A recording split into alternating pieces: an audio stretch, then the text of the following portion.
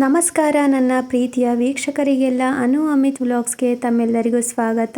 ಇವತ್ತಿನ ವಿಡಿಯೋದಲ್ಲಿ ಖಾಲಿಯಾದಂತಹ ಎಣ್ಣೆ ಪಾಕೆಟಿಂದ ಉಪಯೋಗ ಮಾಡೋದು ಹೇಗೆ ಅಂತ ನೋಡೋಣ. ಮೊದಲನೇ ಟಿಪ್ ಬಂದ್ಬಿಟ್ಟು ಜೇನುತುಪ್ಪ ತೊಗೊಂಡಿದ್ದೀನಿ. ಜೇನುತುಪ್ಪ ಪರಿಶುದ್ಧವಾಗಿದೆಯೋ ಇಲ್ವೋ ಅಂತ ಚೆಕ್ ಮಾಡೋದಕ್ಕೋಸ್ಕರ ಒಂದು ಸ್ವಲ್ಪ ನೀರನ್ನ ತೊಗೊಂಡ್ಬಿಟ್ಟು ನೀರಿಗೆ ಸ್ವಲ್ಪ ಜೇನುತುಪ್ಪನ ಹಾಕಬೇಕು. ಸೊ ಜೇನುತುಪ್ಪ ಹೋಗ್ಬಿಟ್ಟು ತಳದಲ್ಲಿ ಈ ರೀತಿ ಕೂತ್ರೆ ಶುದ್ಧವಾಗಿದೆ ಅಂತ, ಅಂದರೆ ಪ್ಯೂರ್ ಜೇನುತುಪ್ಪ ಅಂತ. ನೀರಲ್ಲಿ ಮಿಕ್ಸ್ ಆಯಿತು ಅಂತಂದರೆ ಪ್ಯೂರ್ ಜೇನುತುಪ್ಪ ಅಲ್ಲ ಅಂತ. ನೆಕ್ಸ್ಟ್ ಟಿಪ್ ಬಂದ್ಬಿಟ್ಟು ನಾನು ಒಂದು ಸಣ್ಣ ಡಬ್ಬಿನ ತೊಗೊಂಡಿದ್ದೀನಿ. ಇದು ಕೂಡ ಜೇನುತುಪ್ಪದ ಡಬ್ಬಿ ಖಾಲಿಯಾಗಿದೆ. ಸೊ ಅದರ ಮೇಲಿರುವಂತಹ ರ್ಯಾಪರನ್ನು ತೆಕ್ಕೊಂಡಿದ್ದೀನಿ.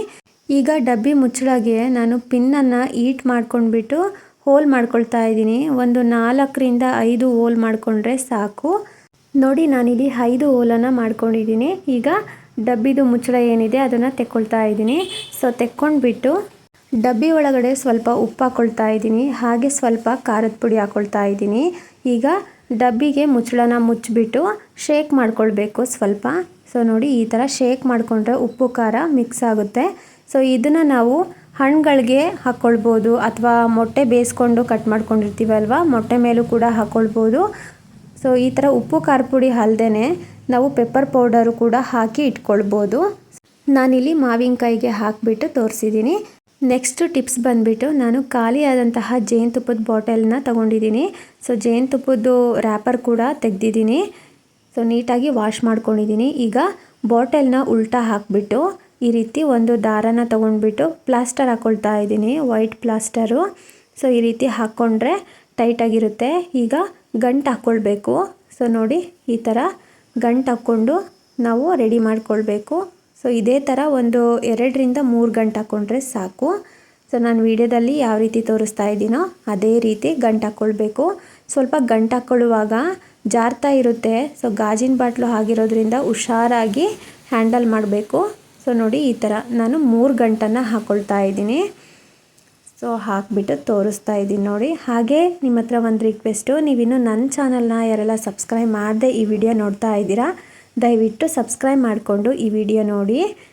ಸೊ ನೋಡಿ ನಾನಿಲ್ಲಿ 3 ಗಂಟನ್ನು ಹಾಕ್ಕೊಂಡು ರೆಡಿ ಮಾಡ್ಕೊಂಡಿದ್ದೀನಿ. ಸೊ ಇವಾಗ ಮೇಲ್ಗಡೆ ದಾರನ ತೊಗೊಂಡ್ಬಿಟ್ಟು ಮತ್ತೆ ಒಂದು 2 ಗಂಟನ್ನು ಹಾಕ್ಕೊಳ್ಬೇಕು. ಸೊ ನೋಡಿ ಈ ಥರ ನೋಡಿ ಈಗ ರೆಡಿಯಾಗಿದೆ ಇದು.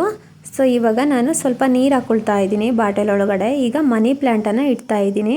ಸೊ ನೋಡಿ ಈ ಥರ ಒಂದು ಮೊಳೆಗೆ ತಗಲಾಕ್ಕೊಂಡ್ರೆ ಆಯಿತು. ಹಾಲಲ್ಲಿ ಅಥವಾ ಬೆಡ್ರೂಮಲ್ಲಿ ಅಥವಾ ಕಿಚನ್ನಲ್ಲಿ, ಸೊ ನಿಮಗೆ ಎಲ್ಲಿ ಇಷ್ಟ ಬರುತ್ತೋ ಅಲ್ಲಿ ಈ ಥರ ರೆಡಿ ಮಾಡಿಕೊಂಡು ಹಾಕ್ಕೊಳ್ಬೋದು. ಎಷ್ಟು ಚೆನ್ನಾಗಿ ಕಾಣಿಸ್ತಾ ಇದೆ ನೋಡಿ. ದಿನ ನೀರನ್ನ ಚೇಂಜ್ ಮಾಡಿದರೆ ಆಯಿತು. ಸೊ ತುಂಬ ಚೆನ್ನಾಗಿ ಲುಕ್ಕಾಗಿ ಕಾಣುತ್ತೆ. ಸೊ ನಿಮ್ಮ ಮನೆಯಲ್ಲಿ ಏನಾದರೂ ಖಾಲಿ ಗ್ಲಾಸಿಂದು ಅಥವಾ ಪ್ಲಾಸ್ಟಿಕ್ ಬಾಟಲ್ ಇದ್ದರೆ ಈ ರೀತಿ ಟ್ರೈ ಮಾಡಿ. ನೆಕ್ಸ್ಟು ಟಿಪ್ಸ್ ಬಂದುಬಿಟ್ಟು ಗಟ್ಟಿಯಾಗಿರುವಂತಹ ನೈಲ್ ಪಾಲಿಶು ಎಲ್ಲರ ಮನೆಯಲ್ಲೂ ಇದ್ದೇ ಇರುತ್ತೆ ಅಲ್ವಾ. ಸೊ ಈ ಗಟ್ಟಿಯಾಗಿರುವಂತಹ ನೈಲ್ ಪಾಲಿಶನ್ನು ನಾವು ಮತ್ತೆ ಯೂಸ್ ಮಾಡೋದಕ್ಕೆ ಆಗೋದಿಲ್ಲ ಅಂತ ಬಿಸಾಡಿಬಿಡ್ತೀವಿ. ಸೊ ಇದನ್ನು ನಾವು ಮತ್ತೆ ಯೂಸ್ ಮಾಡ್ಕೊಳ್ಬೋದು. ಹೇಗೆ ಅಂತ ಹೇಳ್ತೀನಿ. ಸೊ ವಿಡಿಯೋನ ಸ್ಕಿಪ್ ಮಾಡಿದೆ ನೋಡಿ. ಈಗ ಬಿಸಿ ನೀರನ್ನ ಕಾಯಿಸ್ಕೊಳ್ಬೇಕು. ತುಂಬ ಬಿಸಿಯಾಗಿರಬೇಕು ನೀರು. ಆ ಬಿಸಿ ನೀರೊಳಗಡೆ ಈ ನೈಲ್ ಪಾಲಿಶ್ ಬಾಟಲ್ಗಳನ್ನ ಇಡಬೇಕು. ಸೊ ಇಟ್ಟು ಒಂದು 2ರಿಂದ 3 ನಿಮಿಷ ಹಾಗೆ ಬಿಡಬೇಕು.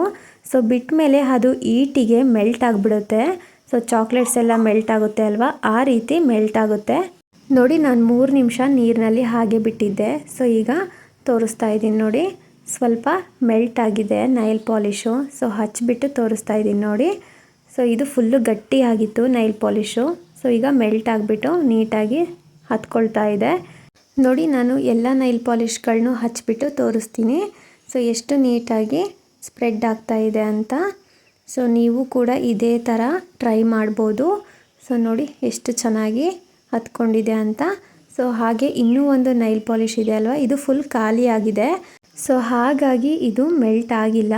ಸೊ ಇದನ್ನು ನಾನು ಎತ್ತಿಟ್ಕೊಳ್ತಾ ಇದ್ದೀನಿ, ಬಿಸಾಡ್ತೀನಿ. ಸೊ ಇದು 3 ಮೆಲ್ಟ್ ಆಗಿದೆ. ಸೊ ಹಚ್ಕೊಳ್ಳೋದಕ್ಕೆ ಬರುತ್ತೆ.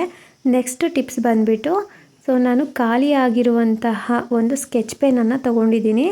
ನಮಗೆ ರಂಗೋಲಿನೇ ಹಾಕೋದಕ್ಕೆ ಬರಲ್ಲ ಅನ್ನೋರು ಈ ಟಿಪ್ಸ್ನ ಫಾಲೋ ಮಾಡ್ಬೋದು. ಸ್ಕೆಚ್ ಪೆನ್ ಒಳಗಡೆ ರಂಗೋಲಿನ ಹಾಕ್ಕೊಂಡ್ಬಿಟ್ಟು ಸೊ ನಿಮಗೆ ಯಾವ ಥರ ಡಿಸೈನ್ ಬರುತ್ತೋ ಆ ಥರ ಡಿಸೈನಲ್ಲಿ ರಂಗೋಲಿನ ಹಾಕ್ಕೊಳ್ಬೋದು. ಸೊ ನೋಡ್ತಿದ್ದೀರಲ್ವ ಎಷ್ಟು ಈಸಿಯಾಗಿ ರಂಗೋಲಿನ ಹಾಕ್ಕೊಳ್ಬೋದು. ಸೊ ಎಳೆ ಕೂಡ ಎಷ್ಟು ಚೆನ್ನಾಗಿ ಬರುತ್ತೆ. ಸೊ ನೋಡಿ ಈ ಥರ ಖಾಲಿಯಾಗಿರುವಂತಹ ಸ್ಕೆಚ್ ಪೆನ್ನಿಂದ ರಂಗೋಲಿನ ಹಾಕಿಬಿಟ್ಟು ಯೂಸ್ ಮಾಡ್ಕೊಳ್ಬೋದು. ಸೊ ನಿಮಗೆ ಖಂಡಿತ ಈ ಟಿಪ್ಸ್ ಅಂತೂ ಇಷ್ಟ ಆಗಿದೆ ಅಂತ ಅಂದ್ಕೊಂಡಿದ್ದೀನಿ. ಸೊ ನೋಡ್ತಿದ್ದೀರಲ್ವ ಎಷ್ಟು ಚೆನ್ನಾಗಿ ರಂಗೋಲಿ ಹಾಕ್ಕೊಳ್ಬೋದು. ಸೊ ನಿಮಗೆ ತೋರಿಸೋದಕ್ಕೋಸ್ಕರ ಸಣ್ಣದಾಗಿ ಬಿಡಿಸ್ಬಿಟ್ಟು ತೋರಿಸಿದ್ದೀನಿ ರಂಗೋಲಿನ. ಸೊ ನೀವು ಕೂಡ ಬೇರೆ ರಂಗೋಲಿನ ಹಾಕ್ಕೊಳ್ಬೋದು. ಸೊ ನೆಕ್ಸ್ಟ್ ಟಿಪ್ ಬಂದುಬಿಟ್ಟು ಕೊನೆಯದಾಗಿ ಖಾಲಿಯಾದಂತಹ ಎಣ್ಣೆ ಪಾಕೆಟ್ಸ್ ಇರುತ್ತೆ ಅಲ್ವಾ, ಸೊ ಖಾಲಿಯಾದ ತಕ್ಷಣವೇ ಬಿಸಾಡಿಬಿಡ್ತೀವಿ. ಸೊ ಇದನ್ನು ಬಿಸಾಡೋ ಬದಲು ಈ ಥರ ಉಪಯೋಗನ ಮಾಡ್ಕೊಳ್ಬೋದು. ಈಗ ಎಣ್ಣೆ ಪಾಕೆಟನ್ನು ಕಟ್ ಮಾಡ್ಕೊಳ್ತಾ ಇದ್ದೀನಿ. ಸುತ್ತ ಏನಿದೆ ಎಡ್ಜಸ್ಸು, ಸೊ ಅದು ಫುಲ್ಲು ಕಟ್ ಮಾಡ್ಕೊಳ್ತಾ ಇದ್ದೀನಿ. ಸೊ ನೋಡಿ ನಾನು ವಿಡಿಯೋದಲ್ಲಿ ಏನು ತೋರಿಸ್ತಾ ಇದ್ದೀನೋ ಅದೇ ರೀತಿ ನೀವು ಕೂಡ ಟ್ರೈ ಮಾಡಿ. ಸೊ ನೋಡಿ ಈಗ ಎಣ್ಣೆ ಪಾಕೆಟನ್ನು ಕಟ್ ಮಾಡ್ಕೊಂಡ್ಬಿಟ್ಟು, ಸೊ ಅದರೊಳಗಡೆ ಸ್ವಲ್ಪ ಎಣ್ಣೆ ಹಾಗೆ ಇರುತ್ತೆ ಅಲ್ವಾ, ಅದು ಅಂಟಿಸ್ತಾ ಇರುತ್ತೆ. ಸೊ ಅದನ್ನು ಒಂದು ವೇಸ್ಟ್ ಬಟ್ಟೆಯಿಂದ ಒರೆಸ್ಕೊಂಡ್ಬಿಟ್ಟು ಎಣ್ಣೆ ಪಾಕೆಟ್ ಎಡ್ಜಸ್ಸಲ್ಲಿ ನಾನು ಫೆವಿಕಾಲ್ನ ಹಾಕಿಬಿಟ್ಟು ಈ ರೀತಿ ಅಂಟಿಸ್ಕೊಳ್ತಾ ಇದ್ದೀನಿ. ಸೊ ಇದೇ ಥರ ಮಾಡ್ಕೊಳ್ಬೇಕು. ಸೊ ಫೆವಿಕಾಲ್ ಹಾಕಿ ಅಂಟಿಸಿದಾದ್ಮೇಲೆ ಸ್ವಲ್ಪ ಒಣಗೋದಕ್ಕೆ ಬಿಡಬೇಕು, ಡ್ರೈ ಆಗಬೇಕು ಅದು ಫೆವಿಕಾಲು. ಸೊ ಹಾಗೆ ಬಳಸೋದಕ್ಕೆ ಬರೋದಿಲ್ಲ. ಸೊ ನೋಡಿ ಫೆವಿಕಾಲ್ ಎಲ್ಲ ಒಣಗಿದ ಮೇಲೆ ನಾನು ಈ ಥರ ಕಟ್ ಮಾಡ್ಕೊಳ್ತಾ ಇದ್ದೀನಿ. ಸೊ ಒಂದು ಅರ್ಧ ಇಂಚಷ್ಟು ಬಿಟ್ಬಿಟ್ಟು ಈ ರೀತಿ ಕಟ್ ಮಾಡ್ಕೊಳ್ಬೇಕು. ಸೊ ನಾನು ವಿಡಿಯೋದಲ್ಲಿ ಯಾವ ರೀತಿ ತೋರಿಸ್ತಾ ಇದ್ದೀನೋ ಇದೇ ರೀತಿ ಕಟ್ ಮಾಡ್ಕೊಳ್ಬೇಕು. ಈಗ ಒಂದು ಕಡ್ಡಿನ ತೊಗೊಂಡ್ಬಿಟ್ಟು ಕಡ್ಡಿಗೆ ಈ ಕಟ್ ಮಾಡಿ ಇಟ್ಕೊಂಡಿರೋ ಎಣ್ಣೆ ಪಾಕೆಟ್ ಏನಿದೆ ಅದನ್ನು ಈ ರೀತಿ ಸುತ್ತಕೊಳ್ಬೇಕು. ಸೊ ನೋಡಿ ಇದೇ ಥರ ವಿಡಿಯೋದಲ್ಲಿ ಏನು ತೋರಿಸ್ತಾ ಇದ್ದೀನಲ್ಲ ಇದೇ ಥರ ಸುತ್ತಕೊಳ್ಬೇಕು. ಸೊ ನೋಡಿ ಎಷ್ಟು ಚೆನ್ನಾಗಿ ಆಗಿದೆ ಅಂತ. ಈಗ ಒಂದು ಬ್ಲ್ಯಾಕ್ ಟೇಪ್ ಇರುತ್ತೆ ಅಲ್ವಾ, ಸೊ ಅದನ್ನು ಈ ಥರ ಹಾಕ್ಕೊಳ್ತಾ ಇದ್ದೀನಿ. ಸೊ ನೀವು ಬೇರೆ ಥರ ಕಲರ್ ಟೇಪ್ಸ್ ಆಗಲಿ ಡಿಸೈನ್ ಟೇಪ್ಸ್ ಬರುತ್ತೆ ಅಲ್ವಾ, ವರ್ಕ್ ಇರೋದು ಆ ಟೇಪ್ಸ್ ಆದರೂ ಹಾಕ್ಕೊಳ್ಬೋದು. ನಾನಿಲ್ಲಿ ಎರಡೂ ಕೂಡ ಮಾಡ್ಕೊಂಡಿದ್ದೀನಿ ನೋಡಿ. ಸೊ ಎಷ್ಟು ಚೆನ್ನಾಗಿ ಕಾಣಿಸ್ತಾ ಇದೆ ಅಂತ. ಈಗ ಒಂದು ವಾಟರ್ ಬಾಟಲ್ನ ಕಟ್ ಮಾಡ್ಕೊಂಡ್ಬಿಟ್ಟು ಚಿಕ್ಕ ಸಾಕ್ಸ್ ಬರುತ್ತೆ ಅಲ್ವಾ ಮಕ್ಕಳದು, ಅದನ್ನು ಹಾಕ್ಕೊಳ್ತಾ ಇದ್ದೀನಿ. ಸೊ ನೋಡಿ ಈ ರೀತಿ ಕಟ್ ಮಾಡ್ಕೊಂಡಿರೋ ಬಾಟಲ್ಗೆ ಸಾಕ್ಸ್ ಹಾಕಿ ರೆಡಿ ಮಾಡ್ಕೊಂಡಿದ್ದೀನಿ. ಸೊ ಈಗ ಅದರೊಳಗಡೆ ಈ ರೆಡಿ ಮಾಡಿ ಇಟ್ಕೊಂಡಿರೋ ಎಣ್ಣೆ ಪಾಕೆಟ್ ಇರುತ್ತೆ ಅಲ್ವಾ ಅದನ್ನು ಇಟ್ಕೊಂಡಿದ್ದೀನಿ.